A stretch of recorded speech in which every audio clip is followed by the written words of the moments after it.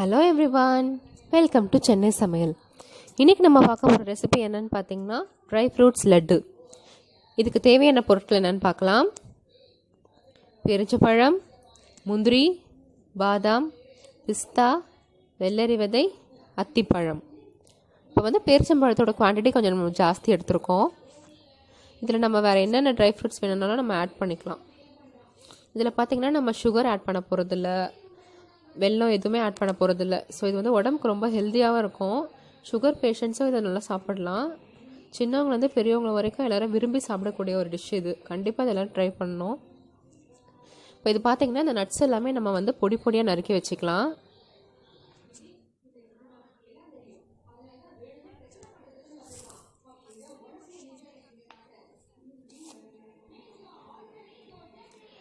First ஒரு mixie ஜாரில் பேரிச்சம்பழத்தை கொட்டை எடுத்துகிட்டு போட்டுக்கலாம். பேரிச்சம்பழத்தையும் அந்த காஞ்ச அத்திப்பழத்தையும் போட்டு கொஞ்சம் கிரைண்ட் பண்ணி வச்சுக்கலாம். இப்போ பேனில் நெய் ஊற்றிக்கலாம். ஃபஸ்ட்டு ஸ்டார்டிங்கில் ஒரு 2 ஸ்பூன் நெய் ஊற்றிக்கிட்டால் போதும்.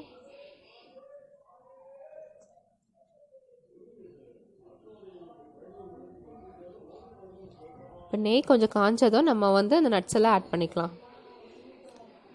பொடியாக நறுக்கி வச்ச முந்திரி,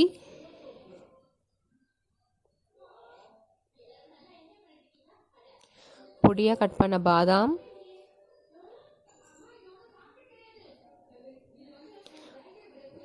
பொடியாக கட் பண்ண பிஸ்தா. ஃபஸ்ட்டு இது எல்லாத்தையும் நல்லா நெய்யில் ரோஸ்ட் பண்ணிக்கலாம். கொஞ்சம் நல்லா அது ரோஸ்ட் ஆகிற ஸ்மெல் வர வரைக்கும் நல்லா கொஞ்சம் ரோஸ்ட் பண்ணிக்கலாம்.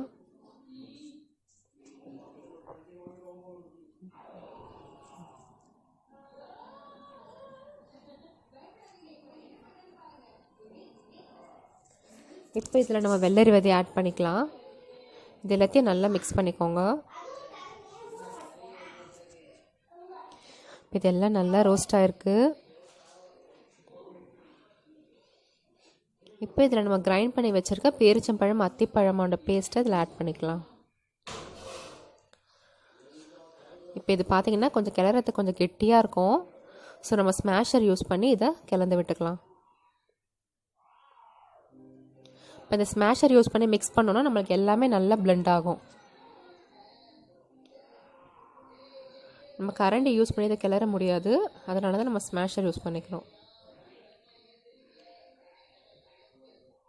இப்போ லாஸ்ட்டாக இதில் கொஞ்சோண்டு ஏலக்காய் பவுடர் ஆட் பண்ணிக்கலாம்.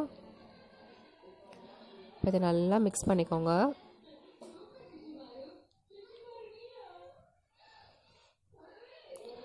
இப்போ இதில் கொஞ்சம் நெய் விட்டுக்கலாம்.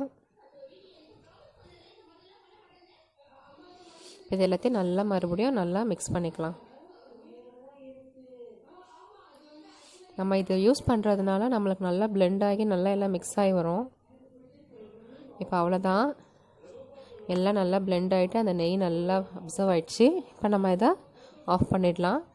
ஒரு பிளேட்டில் லைட்டாக நெய் போட்டுட்டு இதை அதில் எடுத்துக்கலாம்.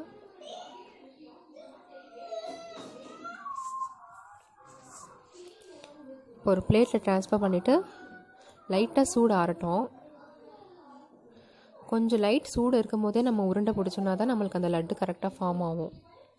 ஸோ கொஞ்சம் லைட் சூடு இருக்கும் போதே நம்ம அதை உருண்டை பிடிச்சி எடுத்துக்கிட்டால் நம்மளோட லட்டு ரெடி ஆகிடும். அவ்வளோதாங்க, நம்மளோட ட்ரை ஃப்ரூட்ஸ் லட்டு ரெடி ஆகிடுச்சு. கண்டிப்பாக எல்லாருமே ட்ரை பண்ணி பாருங்கள். ரொம்ப டேஸ்டியான ஹெல்த்தியான ரெசிபி. கண்டிப்பாக ட்ரை பண்ணுங்கள். பிடிச்சிருந்தால் லைக் பண்ணுங்கள். தேங்க்யூ.